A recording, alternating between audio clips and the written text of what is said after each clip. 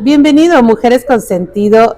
Fred Sorrells, ¿de dónde nace esta organización, esta fundación que lleva por todos lados, por todo el mundo? Hello, everyone. It's a pleasure to be here today to share with you a little bit about our organization called Operation Go Quickly. Our name actually comes from the Bible. Jesus told a story about a rich man invited a lot of rich people to come eat a special meal, fix the meal, call the people to come, and every one of them had an excuse. So people came back and said, look, no one's coming. What do we do with the food? And the word was, go quickly. Bring in the poor, the blind, the lame, the crippled. And they went out, brought some people in, and came back and said, well, everybody's here in town, but there's still room. And so the word was, go everywhere and give people a means of mobility to get from where they are to the Father's house. And so that is our task as Operation Go Quickly, is to fulfill what Jesus said, and that is to provide care, concern, love, mobility to persons, especially with disabilities and limb deficiencies. As part of what we're doing at the moment is instigating a new program entitled Operation Hope. So these are, again, for people with limb deficiencies. Could be amputations, could be a birth defect, but they have the incapacity to use a particular limb of their body. Could be an arm and a leg, could be all four in some cases. But what we are trying to do initially is to start with therapeutic recreation.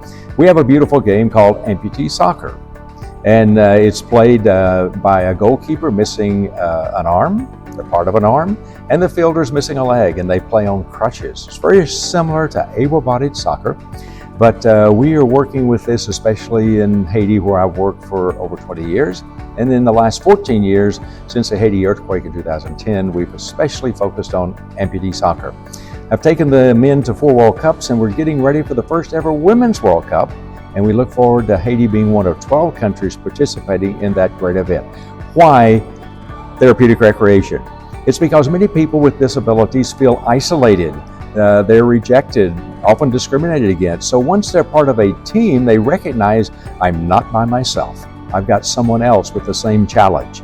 And so we really have found that therapeutic recreation through adaptive sport like amputee football is so very critical. Along with therapeutic recreation, Operation Hope also plans to provide prosthetics, because with limb deficiency, the mobility is greatly impaired. And Jesus said, actually, going quickly, but provide the means of mobility. Help people to get from where they are to where they need to be, and ultimately to the Father's house. So we're very interested in providing mobility devices, especially prosthetics, for many of our girls and ladies with limb deficiencies. Along with this, we find many of our women who have suffered an impairment, limb deficiency, they're very much economically challenged. Sometimes they're rejected and left by their husbands to care for themselves and for their kids. And so we're trying to provide some microfinance, a little bit of money to start a business, to provide some financial security and stability for the home.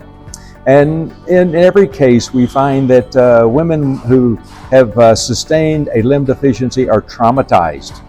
They're dealing with rejection, they're dealing with PTSD symptoms. And so we also have a component where we're looking to provide therapeutic counseling, helping people with limb deficiencies cope with the situation that they're in. Now, in all of this, we understand that we can do a bit of our part, but ultimately we're God dependent. We know that without Christ, we can do nothing, but with Christ, as we read in Philippians 3:14, we can do all things through Christ who gives us a strength. So really the motivation, the ability to enact and help start Operation Hope depends on the Lord and all that He will provide through His resources.